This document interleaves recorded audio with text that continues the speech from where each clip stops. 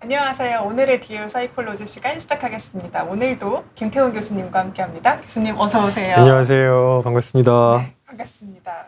오늘 저희가 나눠볼 주제는요. 네. 일단 스트레스 관리를 잘하는 법이라고 잡아봤는데요. 네. 스트레스 관리 진짜 중요하죠. 네. 스트레스 관리를 실패하신 것처럼 좀 이렇게 보이시는 분들이 많더라고요. 제 주변에. 네. 그리고 저도 약간 나 번아웃 온 거 아니야? 라는 생각이 들면서 일에 약간 의욕이 조금 사라지고 좀 줄어들고 이런 모습들을 보면서 관리를 할 때가 왔다 이런 생각이 와서 굉장히 중요한 말씀이신데요. 관리를 안 하셔서 갑자기 오는 겁니다. 관리를 안 해서 네. 그러니까 내가 지금 어느 정도 수준의 스트레스를 받고 있는지를 중간중간에 좀 확인을 해보시고 그래서 그때마다 조금씩 관리를 해주시면 좋은데 그냥 열심히 하면 된다고만 생각을 하시고 우리나라에서 가장 중요하다고 생각하는 가치가 성실이거든요. 그래서 그냥 계속 본인을 채찍질 하다가 어느 순간 푹 하고 쓰러지는 거죠. 네, 그래서 관리를 하셔야 됩니다. 관리를 해야 된다. 네네. 그럼 오늘 정말 잘 준비를 한 것 같은데요. 네. 왜냐하면 어떻게 관리를 해야 되는지를 이제 심리학에서 어떤 이야기를 하는지 들어보려고 네. 하니까요. 혹시 궁금하신 점들, 스트레스 관리 그럼 어떻게 해야 되나요? 혹은 스트레스 내가 이 정도 증상들을 보이고 있는데 이것도 내가 좀 스트레스를 받고 있는 상황일까요? 이런 것들 질문 남겨주셔도 좋습니다.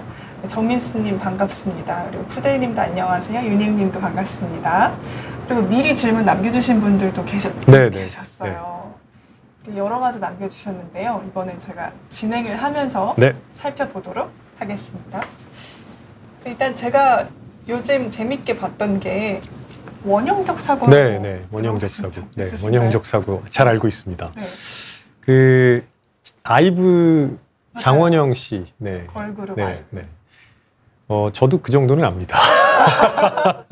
네. 제가 또 너무 그 장원영 씨가 원래 오디션 프로그램 출신이시잖아요. 근데 잘하시네요. 이분이 그때부터 굉장히 소위 말하는 긍정적인 사고를 많이 보여주셨고 원형적 사고라는 용어가 나오게 된 계기는 스페인 여행할 때 브이로그 찍으셨는데 다 하시네요. 네. 그때 이제 굉장히 사고 싶은 빵이 있었는데 본인 앞에서 다른 분들이 다 사가신 거예요. 근데 그때 왜 이러지 하지 않고 나는 이제 갓 구운 빵을 살 수 있게 됐구나 하고 얼마나 럭키한지. 네. 전 그런 생각을 잘 못하는데 이분은 그런 생각을. 그러니까 그러면서 나 완전 럭키 비키잖아 라고 해서 이제 그때부터 모든 걸 저희가 럭키 비키 붙여서 이렇게 활용을 하고 있습니다. 그러니까 평소에도 긍정적이고 밝은 성격이 이렇게 생활에 나타나는 것들을 보여준 것 같은데요. 이거 이어서 또 유명해지고 있는 사고들이 있거든요. 그렇죠. 네. 희진적 사고라던가 민용적 사고 이런 것들이 대표적인데요. 민용적 사고는 요즘 20대는 잘 모르실 텐데 근데 이제 이게 SNS에 떠돌더라고요. 그래요? 네. 그러면서 먼저 희진적 사고를 짚자면 희진적 사고는 어도의 민희진 대표. 그래서 저는 그걸 어떻게 해석하냐면 그냥 감추지 않고 내가 하고 싶은 말은 한다. 이렇게 해석을 하거든요. 우리나라에서는 그냥 좀 참는 게 미덕이라는 그런 분위기가 있어가지고 네가 하고 싶은 말이 있어도 조금 참고 나중에 기회를 봐라 이런 말씀들을 많이 하시는데 그러다 보면 쌓여요. 심리학에서 감정에 관한 연구 결과들을 살펴보면 감정을 자꾸 억누르면 사라지는 게 아니고 그게 계속 모여 있다가 일종의 출구를 찾습니다. 그게 어디가 될지는 잘 모르는 거죠. 그게 몸으로 오면 몸이 아픈 거고요. 그래서 감정은 특히 부정적인 감정은 바로바로 해소하시는 게 훨씬 좋습니다. 근데 이제 그런 연습이 우리나라에서 잘 안 돼 있는데 민희진 대표가 그렇게 얘기를 했더니 뭔가 좀 시원한 게 있는 그런 느낌이었어요. 그냥 맞다이로 들어와 이렇게 얘기를 하니까요. 뭔가 속이 시원하기도 하고 뭐 너만 우울증이냐? 나도 우울증이다 이렇게 얘기를 하니까 되게 속이 시원하다 이런 생각이었고요. 그리고 민용적 사고는 그냥 딱 그거예요. 뭔가 항상 매사에 무덤덤하고 뭐 좋은 아침입니다 하니까 뭐 아니요 뭐 이런다더라고요. 제가 사실은 민용적 사고 이거 2006년에서 7년에 방영됐던 거침없이 하이킥에서 나왔던 그분 얘기인데 늑둥이로 나오거든요. 이분이. 컨셉이 늑둥이였어요.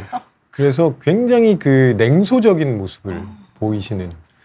근데 민용적 사고가 왜 지금 다시 이렇게 유행하나 하는 생각을 해봤는데 세상 살기가 힘들어지면 냉소적인 분위기가 많이 나올 수밖에 없습니다. 맞아요. 네.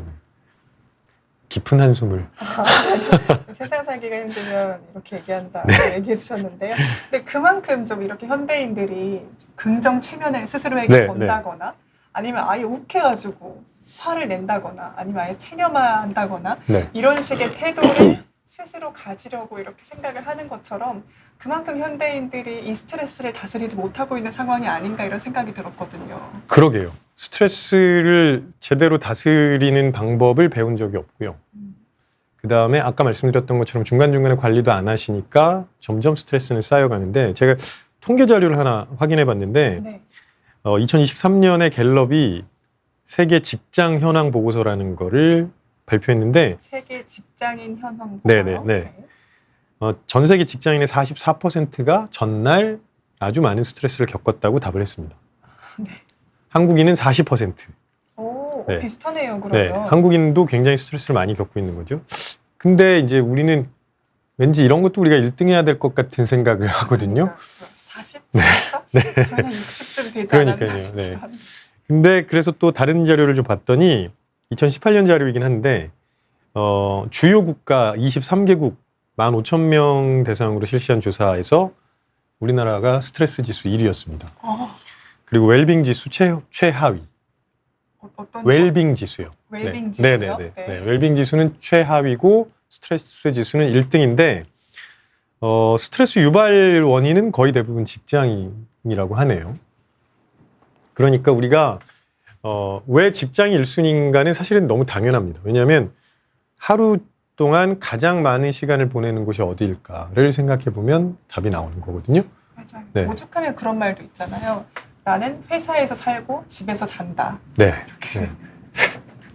회사에서 가장 많은 시간을 네. 보내고 있다라는 네. 우스갯소리를 하고 있습니다. 네. 여기서 시간 많이 보내시죠? 많이 보내죠. 집에선 잠만 자고 나옵니다.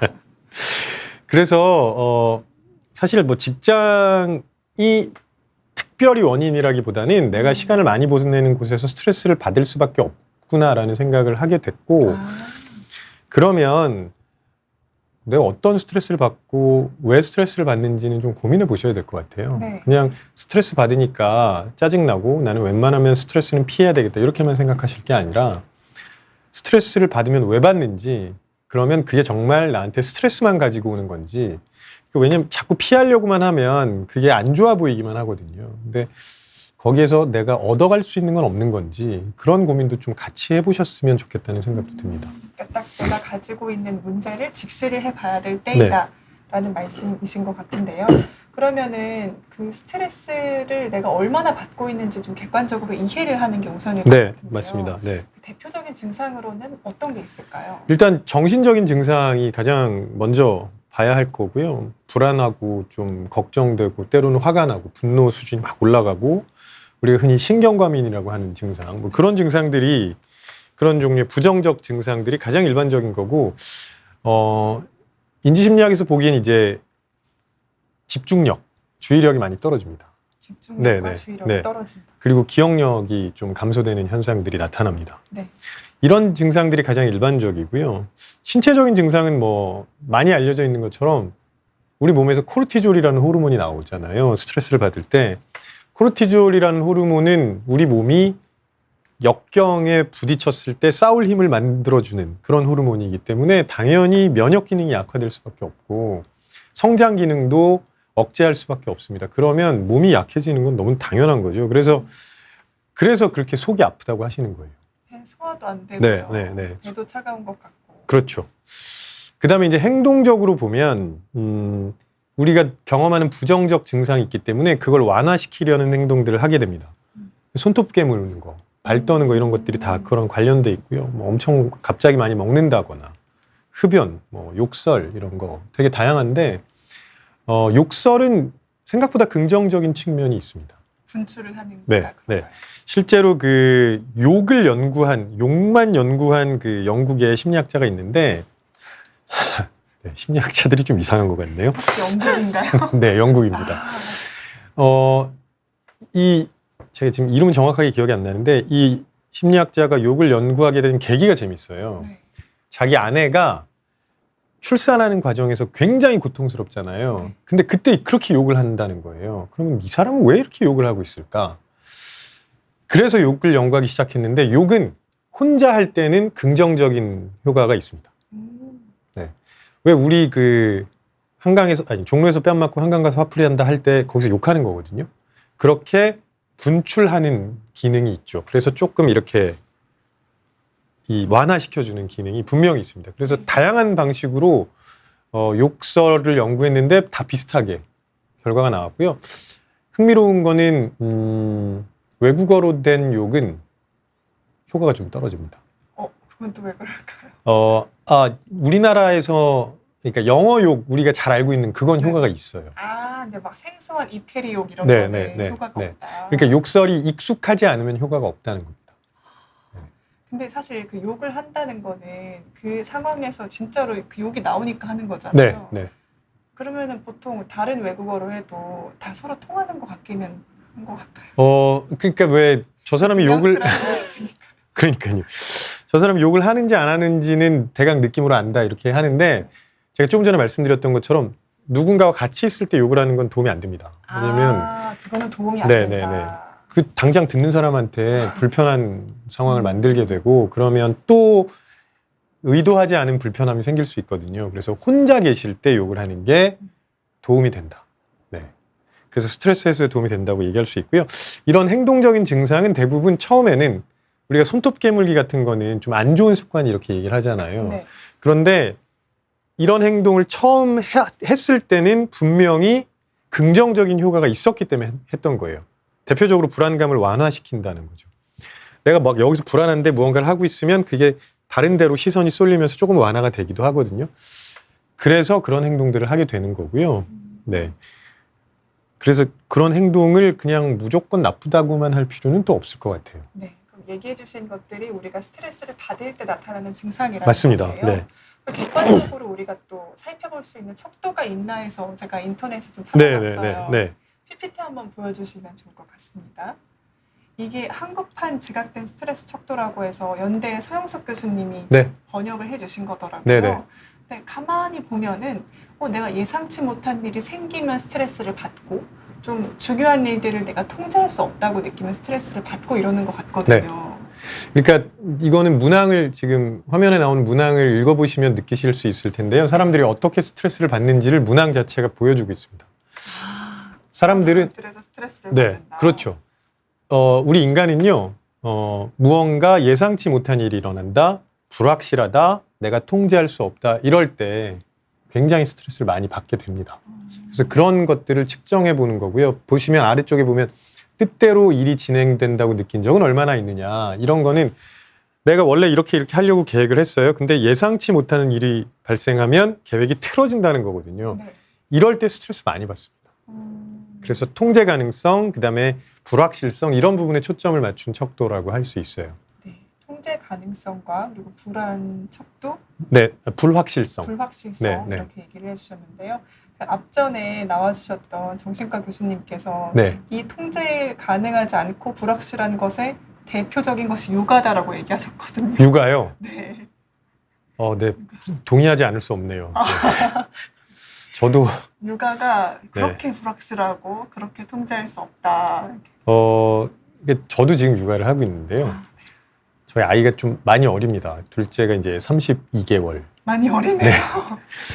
근데 이제 전공이 심리학이다 보니까 제가 배운 걸 계속 테스트하고 있는 느낌을 받게 됩니다. 스키너처럼요. 혹시 그래서- 아이를 박스에다가 아니요, 그렇지는 않고요.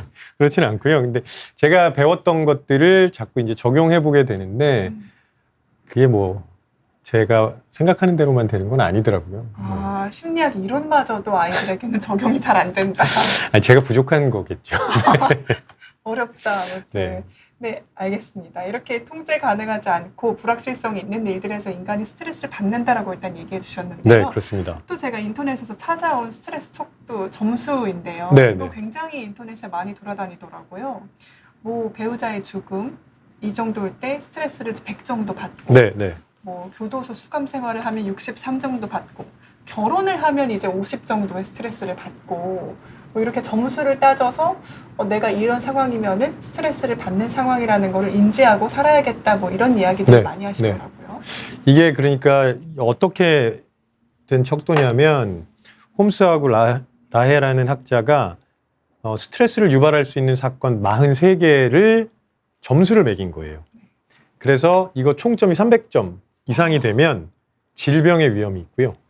그 다음에 150점에서 299점까지는 보통. 그 다음에 그거보다 낮으면은 괜찮다. 질병 위험이 약간 있다는 거니까 괜찮다는 거죠. 그런데 요거는 제가 보기에는 내가 스트레스를 이런 사건을 통해서 스트레스를 겪을 수 있구나에 더해서 어떤 사건이 훨씬 더 많은 스트레스를 가지고 올 것인가를 미리 한번 예상해 볼 수 있는 그런 기회를 주는 척도라고 생각을 해요. 왜냐하면 예를 들어서 결혼이 배우자의 죽음에 비해서 나한테 어느 정도 큰 스트레스를 가지고 올 거냐. 배우자의 죽음이 결혼보다 2배인 거잖아요. 그런 식으로 한번 보시면서 예상을 해보는 것도 의미가 있을 거라고 보고요.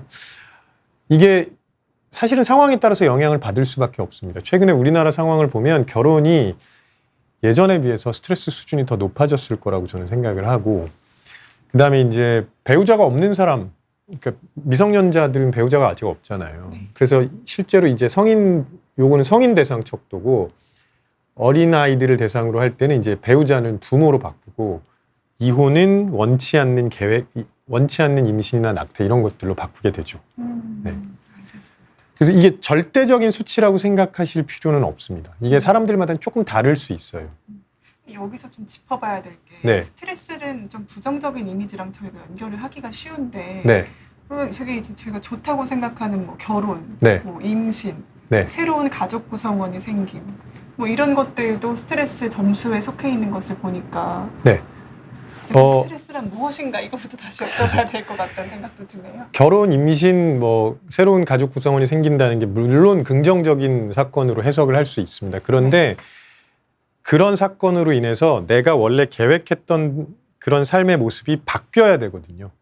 여기서도 불확실성이 네네네. 나오는 쭉 이렇게 그냥 살아가고 있었는데 저런 사건이 생기면 그간의 계획을 다 변경하고 새로운 방식으로 계획을 세워야 되고 그다음에 서로 맞춰줘야 되고 이런 부분들이 있습니다. 이런 게 스트레스라는 거죠. 이해했습니다. 네네. 통제가 안 되니까. 네. 알겠습니다. 저희 이제 PPT 내려주셔도 좋고요. 베제트님이 시골에 장수하는 할머니들은 너무 속이 시원하다고 배우자가 없어서 이렇게 말씀도 하시네요. 저건 좀 재밌는 얘기가 있는데 우리나라 뭐 전 세계적으로 여성의 평균 수명이 남성보다 좀 높잖아요. 그래서 제가 이제 그런 이야기를 어디선가 했는데 거기 계신 분들이 되게 좋아하시더라고요. 근데 좀 관련된 연구를 찾아보면 배우자가 사별했을 때, 그러니까 특히 이제 남자 배우자가 죽고 그러니까 아내만 남았을 때 여성의 삶의 질이 높아지는 경우가 꽤 있습니다. 그리고 저 그런 설문조사도 본 것 같아요.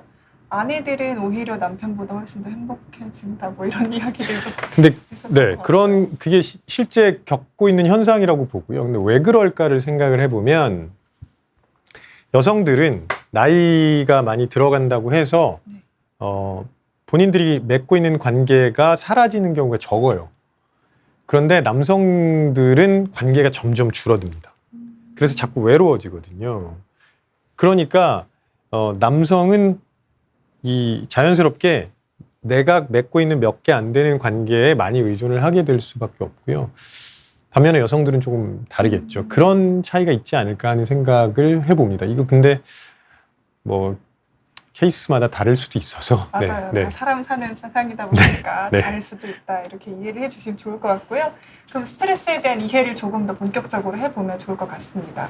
스트레스를 받으면 어떤 증상들이 나타나는지를 쭉 얘기를 해주셨는데요. 스트레스를 좀 심하게 받는 경우들도 있잖아요. 그렇습니다. 그럴 때 나타나는 부정적인 영향들은 또 따로 정리된 게 있을까요? 그러니까 이게 우리가 그냥 다 뭉뚱그려서 스트레스 사건 이렇게 얘기를 하는데 그 경중을 좀 보셔야 되거든요. 우리가 일상에서 겪는 스트레스 사건은 사실은 굳이 회피해야 할 필요는 없습니다.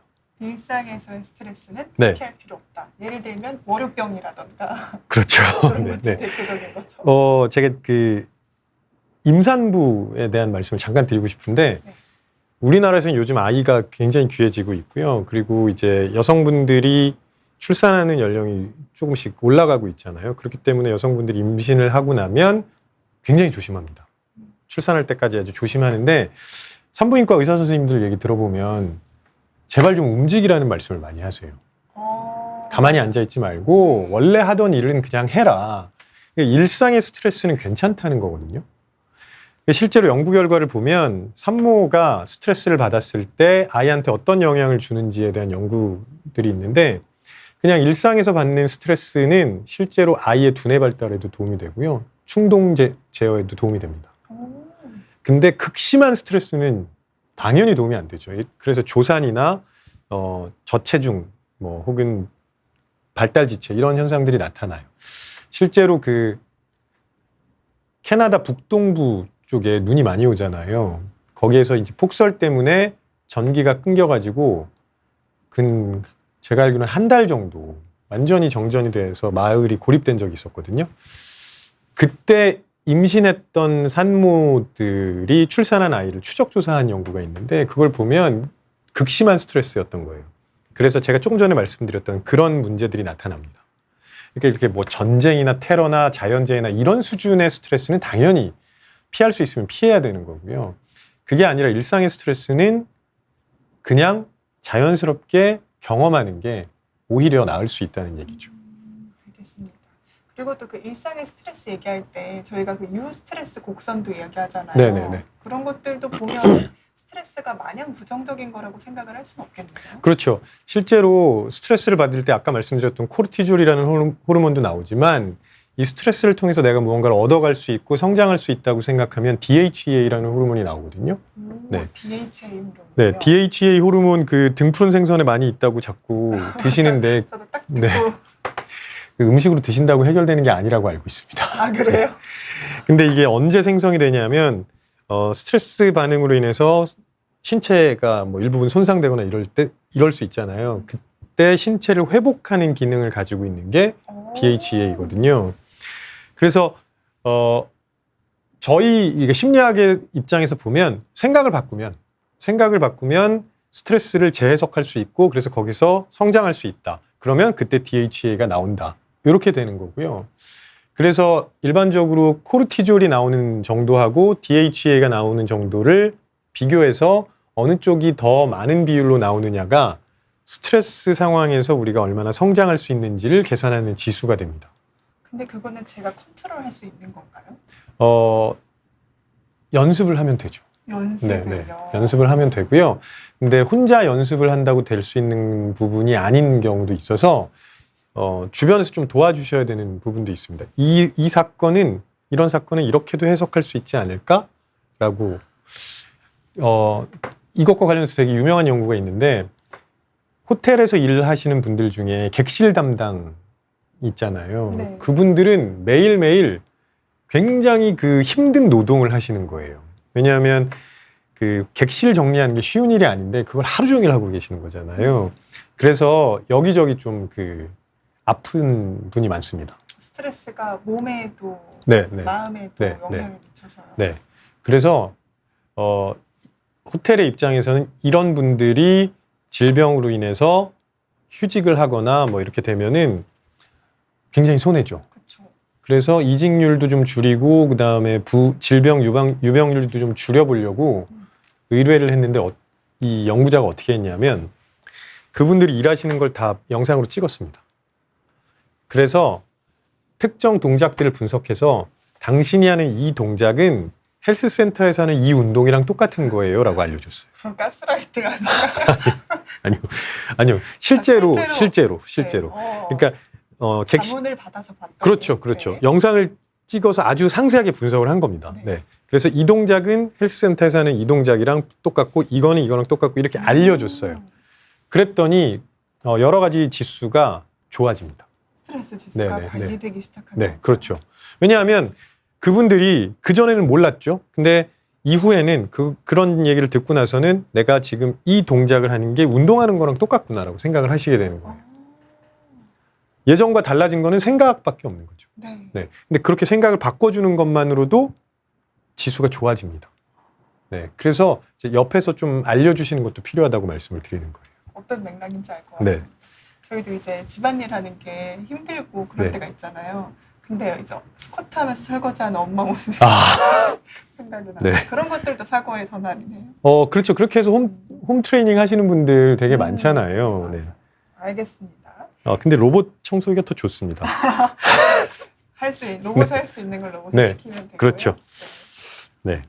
그 회복님께서 네. 변화가 필요할 때 분별해야 하므로 힘든 부분은 사실인 것 같습니다라고 얘기하셨거든요. 근데 저도 이제 들으면서 궁금했던 게 스트레스를 이제 어느 정도를 내가 받는지를 좀 잘 인식을 네. 해야 되는 네. 것 같긴 하거든요. 근데 이거를 내가 스스로 안다는 게 힘들 것 같아요. 그러니까 내가 극심한 스트레스에 그렇죠. 놓여 있다라는 걸 본인은 모를 수도 있잖아요. 일단 한국 사람들한테 당신이 지금 어느 정도 스트레스를 받고 있는 것 같아? 라고 물어봤을 때 본인의 스트레스 수준을 정확하게 말씀하실 수 있는 분들이 거의 없을 것 같아요. 왜냐하면 그거를 이렇게 좀 스스로 내가 이 정도야 라고 측정해 보신 분이 없어서 그래요. 측정을 네. 안 해봐서. 네, 무슨 얘기냐면 이 병원에 가서 문진하는 상황으로 설명을 드릴게요.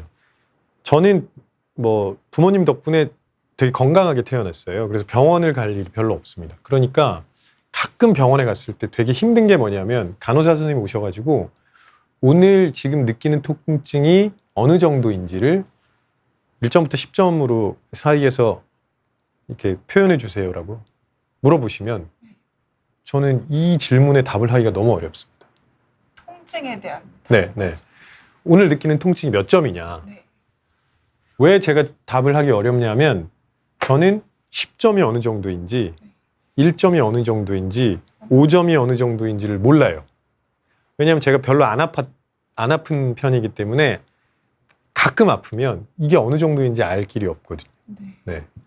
근데 병원에 자주 가시는 분들은 점수를 굉장히 잘 매깁니다. 그렇죠. 내가 이미 경험했던 것들이니까 데이터가 네. 많거든요. 맞아요.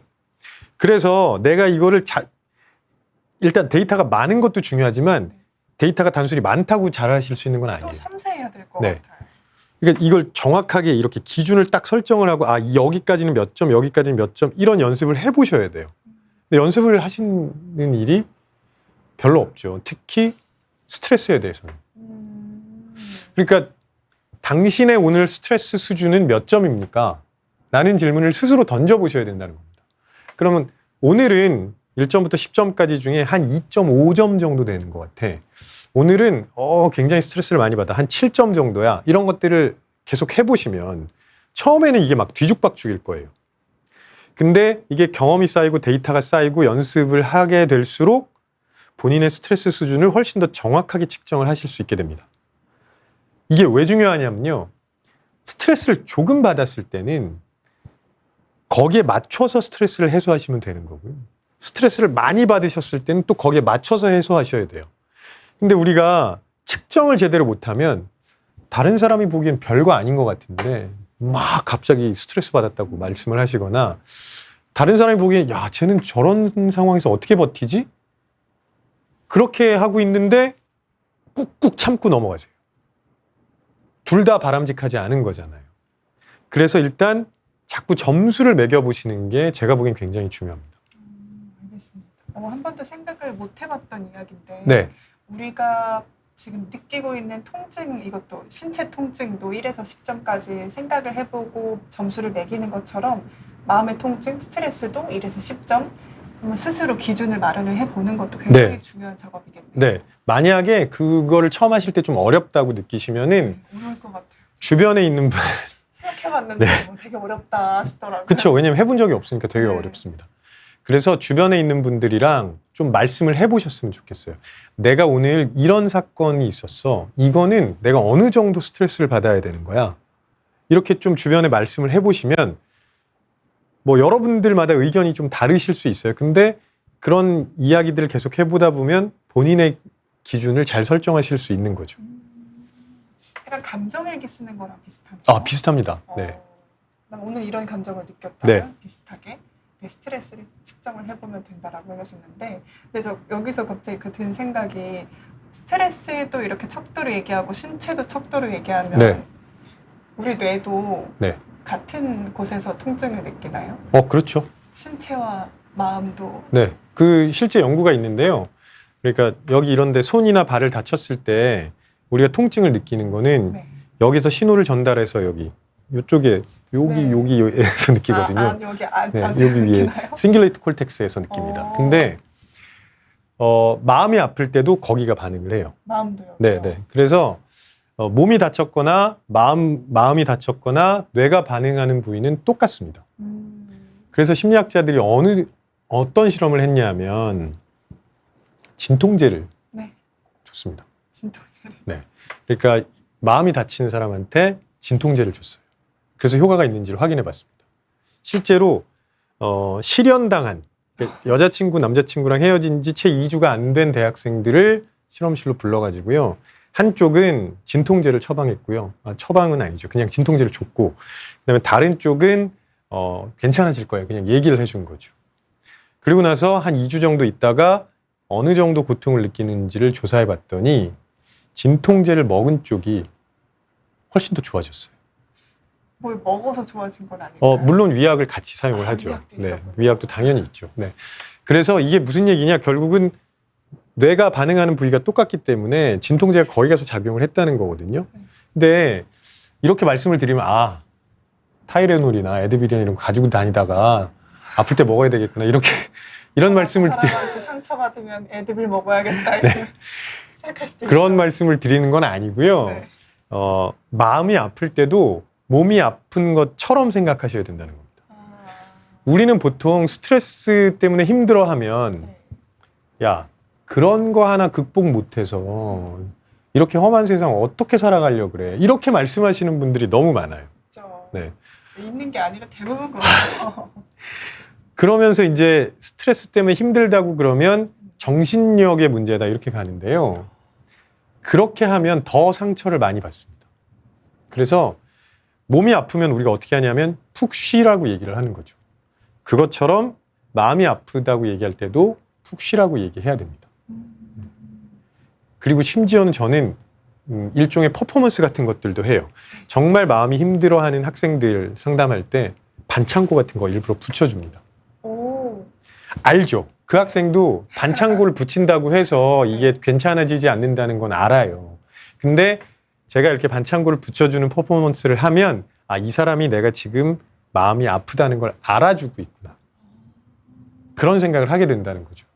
그래서 그렇게 서로 마음이 아픈 것도 정말 중요하게 이렇게 대해 주셔야 상대방한테도 위로가 되고 그렇습니다. 이제 정신력으로 극복하라는 말은 그만하셨으면 좋겠습니다. 네. 정말 피가 되고 살이 되는 말인 것 같습니다. 근데 이런 퍼포먼스, 그러니까 반창고를 붙여주는 것만으로도 저 사람이 내가 아프다는 거를 인지하고 네. 있구나라고 네. 사람이 생각을 해서 위로를 받는다는 게 참 신기하기도 하고 그런 것 같아요. 네. 타이레놀 주시면 안 됩니다. 타이레놀 주지 마시고 퍼포먼스 정도 네, 하면 네. 좋다라고 얘기를 해주셨고요. 네. 그리고 그 다음 이야기로 그러면 어떻게 스트레스를 받으면 어떻게 해야 될지를 얘기하기 전에 짧게 네. 그 번아웃에 대한 질문도 좀 드려보고 네, 싶어서요. 네, 네. 그 스트레스 증상을 척도로 나눠보라고 하셨는데 네. 이 번아웃은 그러면은 이런 것도 연습이 좀 필요한 건가요? 그렇죠. 이거를 점수를 자꾸 매겨보면 네. 내가 지금 굉장히 극심한 스트레스를 받고 있구나, 내가 조금 쉬어야 되겠구나, 나는 이걸 좀 해결하고 다시 돌아와야 되겠구나, 이런 생각을 하시는데요. 네. 그런 걸 안 하다 보면 갑자기 팍 이렇게 터지셔가지고 그래서 쓰러지는 거죠. 그래서 소진이 바로 오는 겁니다. 네. 그러니까 막 의욕도 갑자기 없어지고 네. 이러기도 하는 거네요. 그 사무실 은따님이 질문 미리 남기신 것 중에 1번이 의욕이 없어지는 게 스트레스 관리가 안 되는 신호인가요? 일뿐만 아니라 삶의 의욕도 이렇게 적어주셨거든요. 근데 이런 것도 스트레스 관리를 아예 안 하신 거죠. 못한 거네요. 네, 네. 나는 괜찮다고 생각하시고 그냥 계속 꾹꾹 참고. 네, 경주에 채찍질 하시는 것처럼 본인을 그냥 채찍질 하셨을 가능성이 높습니다. 알겠습니다. 나는 괜찮다라고 얘기하지 말고 이렇게 점수를 매겨보는 것도 좋을 것 같습니다. 그러면 이제 우리가 본격적으로 인식하고 있는 그 스트레스들을 어떤 태도로 좀 이겨내야 하는지, 관리를 해야 되는지 설명을 들어보면 좋을 것 같은데요. 어떻게 저희가 관리를 해야 될까요? 일단 그 스트레스 쪽에 굉장히 그 유명한 연구자 말씀을 좀 하나 드리면, 스탠포드 대학교의 켈리 맥고니걸이라는 교수가 있는데, 이 사람이 스트레스의 힘이라는 책을, 우리나라의 번역이 스트레스의 힘으로 됐는데, 이 책의 저자거든요. 켈리 맥고니걸이 아주 간단한 실험을 하나 했습니다. 작년에 스트레스 얼마나 받았는지를 물어봐요. 그리고 나서 이 사람들이 나중에 어떻게 됐는지를 추적 조사를 합니다. 네. 그러면 예상하시는 것처럼 스트레스를 많이 받은 사람들의 사망률이 더 높았습니다. 또 사망률 네, 관련된 거예요. 근데 뭐 이거는 누구나 예상할 수 있는 거예요. 그렇죠. 네. 근데 스트레스를 많이 받았다고 한 사람들 중에 스트레스를 통해서 무언가를 내가 얻어갈 수 있겠다고 생각을 하는 사람들이 있어요. 네. 그 사람들은 스트레스를 적게 경험한 사람들보다 사망률이 낮게 나옵니다. 그래서 제가 아까 생각의 전환이 되게 중요하다고 말씀을 드린 거거든요. 그러니까 스트레스를 무조건 그냥 피하려고만 하는 게 아니라 내가 여기서 뭘 얻어갈 수 있는지를 고민한 사람들은 오히려 스트레스를 적게 경험한 사람보다 사망률이 낮게 나왔다는 거고요. 또 하나 되게 중요한 포인트가 있는데, 사랑하는 사람을 도와준 적이 있느냐라는 질문에 예스라고 한 사람들이 사망률이 훨씬 낮게 나왔습니다. 그래서 내가 누군가를 도와주는 게 오히려 스트레스 해소에 도움이 된다는 거예요. 돈 있으면은 간식 다른 사람들 거 사주고 뭐 이런 그것도 가능하고요. 꼭 뭐 금전적인 것뿐만이 아니라 내가 봉사를 한다거나 이런 부분도 실제로 본인의 관리에 굉장히 도움이 된다는 거죠. 알겠습니다. 그러면 일단은 기본적으로 스트레스를 잘 관리하는 방법의 첫 번째 가장 중요한 게 사고의 전환. 네, 네. 원형적 사고도 도움이 되는 거겠네요. 네, 맞죠. 근데 기다 이것도. 맞습니다. 그래서 원형적 사고가 도움이 되는데 여기서 오해하시면 안 되는 게, 우리나라에서 이제 원형적 사고가 긍정적 사고구나 이렇게 생각을 하시잖아요. 네. 근데 긍정이라는 단어의 의미를 조금 오해하시는 게 있어요. 긍정을 낙관적 사고라고 착각하시는 경우가 많습니다. 그러니까 제가 그 누군가를 위로할 때 절대로 하지 않아야 되는 말로 꼽는 게 뭐냐면 잘 될 거야. 네. 맞췄네요. 네. 다 잘 될 네. 거야. 그런 말 절대 하지 말라 그러거든요. 그건 전혀 도움이 안 되는 말이에요. 왜냐하면 그건 낙관적 사고입니다. 그러니까 낙관적 사고는 아무런 근거 없이 네. 그냥 좋은 결과가 생길 거야라고 얘기하는 겁니다. 이건 긍정이랑은 다른 거예요. 그러니까 제가 세 개를 보통 구분해야 된다고 얘기하는데, 긍정, 낙관, 낙천. 긍정, 낙관, 낙천을 네. 구분해야 된다. 네. 낙관이랑 낙천이 비슷해요. 네. 근데 낙관은 관점이고요. 네. 낙천은 타고난 겁니다. 타고난 게 좀 명랑하고 이런 네, 경우인가요? 네, 네. 이 낙천적인 사고를, 그러니까 낙천적인 그 뭐라 그래야 되나요? 낙천적, 유전자를 가지고 네. 태어난 분들은 스트레스를 별로 안 받으세요. 정말 일반적으로 극심한 스트레스 상황이라고 생각하는 그런 상황에서도 아이 뭐 괜찮아 이렇게 말씀하시거든요. 그런 분들은 좀 예외로 하고. 네, 타고난 거니까. 네, 네. 낙관적 사고와 긍정적 사고를 좀 구분하셔야 되는데, 긍정적 사고는요 뭐냐면 현재 상황을 있는 그대로 직시하는 게 첫 번째 단계입니다. 지금 현재 이런 상황이야. 그 다음에 이 상황에서 내가 어떠한 행동을 했을 때 어떤 결과가 일어날 거야라는 거를 계획을 하고 그대로 하시는 거예요. 물론 좋은 쪽으로죠. 내가 이런 걸 안 하면 안 좋은 결과가 일어날 거고, 이런 걸 하면 좋은 결과가 나타날 거야라고 계획을 하고 그쪽으로 믿음을 가지고 밀고 나가시는 게 긍정적 사고입니다. 똑똑해야 될 수 있는 그런 사고는. 네, 물론 똑똑하면 더 좋을 것 같긴 한데, 마음에 힘이 있어야 또 가능할 거예요. 그렇죠. 네, 네, 네. 내가 어쨌든 미래를 좀 이렇게 보고 네, 네. 계획을 하고 우리 잘 될 것 같아라고 얘기를 네, 해야 되는 거니까요. 근데 낙관적 사고를 하시는 분들은 현실을 직시하지 않아요. 오히려 현실을 왜곡합니다. 그러다 보니까 근거 없이 잘 될 거야라고 생각하시는 거예요. 이건 뭐 연구 결과로도 이미 증명됐는데 예를 들어서 다이어트를 하시잖아요. 네. 다이어트에 성공하시는 분들의 가장 큰 특징은 뭐냐? 매일매일 몸무게 재시는 분들이에요. 현실을 직시한다. 그거 안 하시고 그냥 나는 원래 잘 돼 뭐든 오히려 다이어트 실패하시는 경우가 되게 많았습니다. 네. 어떤 이야기신지 정말 정확하게 알 것 같습니다. 네. 그래서 긍정적 사고에 대한 오해를 좀 안 하셨으면 네. 좋겠고요. 다만 아까 말씀하셨던 게 되게 중요한 게 내가 어떤 계획을 세웠고 그 계획을 밀고 나가면 좋은 결과가 나타날 거라는 믿음은 되게 중요합니다. 그런 거를 자꾸 쌓아 나가셔야 되는 거죠. 네. 그게 원형적 사고일 거라고 봐요. 계속해서 내 마음한테 약간 긍정적인 먹이를 주는 거예요. 네. 잘 될 거야 나는. 근데 이제 합리적인 판단 하에 맞습니다. 믿음을 계속 네. 주는 것. 원형적 사고 도움 된다라고. 네. 혹시 네. 그 요즘 많이 얘기하는 정신승리 있잖아요. 그런 건 하시면 안 됩니다. 중요한 건 꺾이지 않는 마음 이런 건 안 돼요. 그거는 아니고요. 네. 꺾이지 않는 마음은 밀고 나가는 힘인 거고 네. 정신승리는 뭐냐면 현실을 왜곡하는 겁니다. 신포도처럼요. 네. 그러니까 지금 분명히 다른 사람들이 다 보기에는 저거는 별로 좋지 않은 상황인데 아니야. 괜찮은 거야 나한테. 이게 정신승리거든요. 그래서 핵심은 내가 지금 처한 현실을 있는 그대로 받아들이는 거. 이게 핵심입니다. 가장 어려운 거는 네. 심리학에서도 메타인지라고 그렇죠. 불러주시잖아요. 네. 그러니까 심리학에서 메타라는 그 용어가 붙는 게 몇 가지 있는데 메타 인지도 있고요. 메타 띵킹, 생각도 있고요. 메타 감정도 있습니다. 메타 감정. 네. 정말 어려울 것 같네요. 근데 뭐 그 기본적인 거는 원리는 다 똑같아요. 네. 그러니까 결국은 무언가 위에서 이렇게 모니터링하고 있다고 생각하시면 되고요.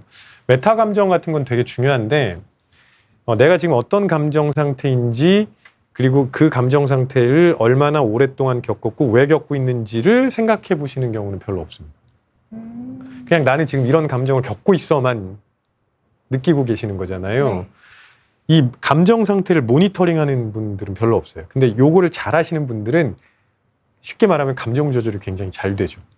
그리고 필요한 때 필요한 만큼의 감정을 사용하실 수 있어요. 딱 내가 왜 이런 감정을 느끼는지 원인도 알고 어떻게 해결해야 되는지도 그렇습니다. 아니까 그런 거네요. 네.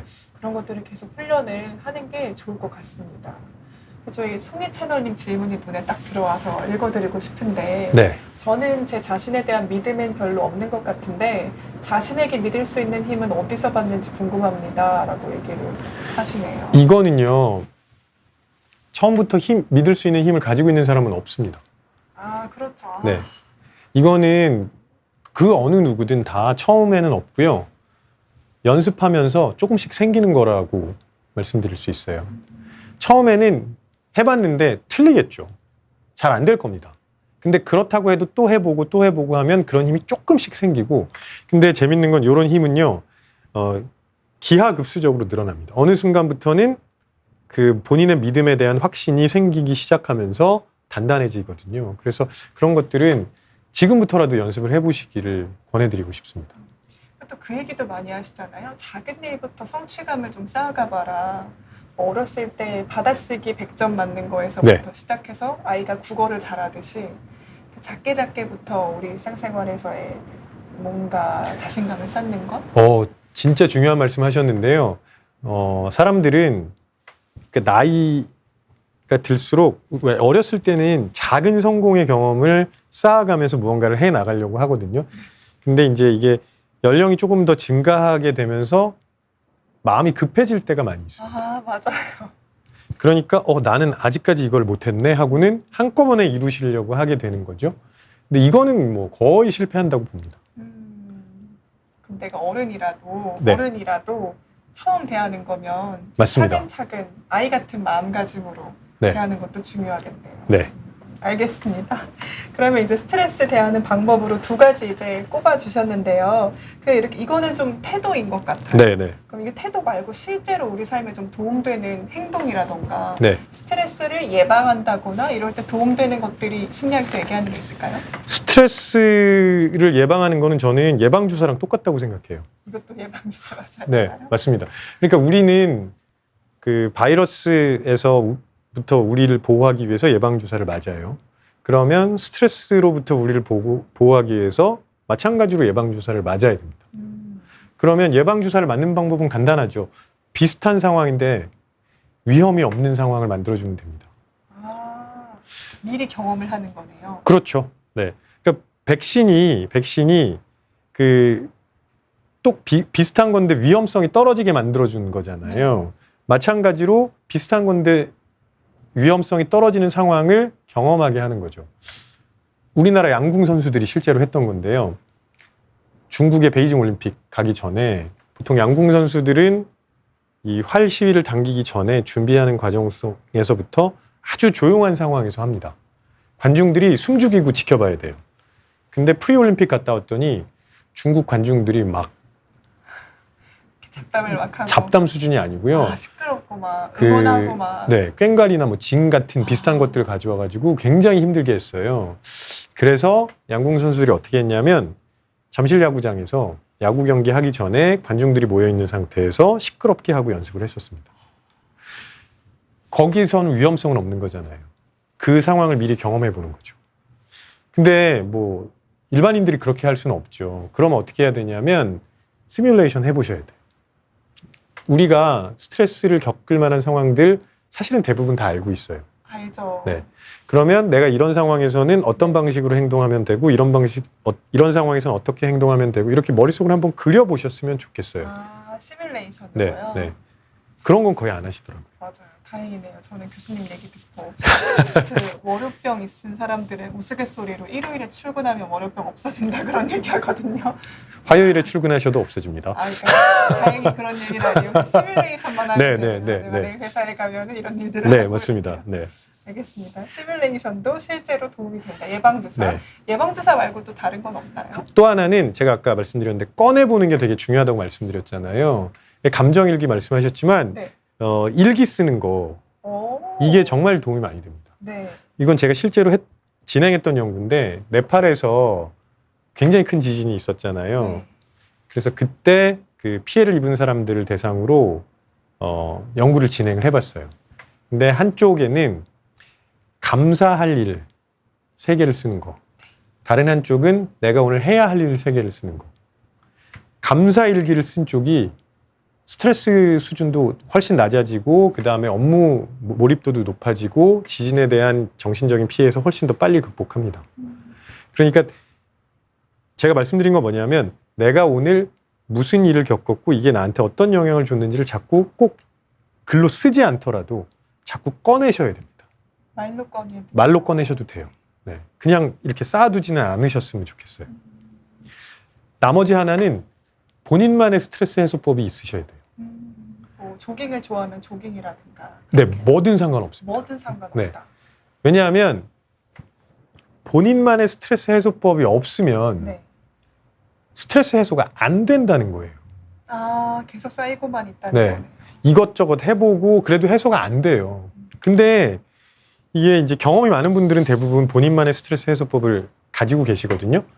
본인만의 스트레스 해소법을 가지고 계실 때 어떤 일이 일어나느냐면 내가 시선을 돌릴 곳이 생긴다는 거예요. 네. 내가 시선을 돌리는 것만으로도 훨씬 더 낮아지는 거죠.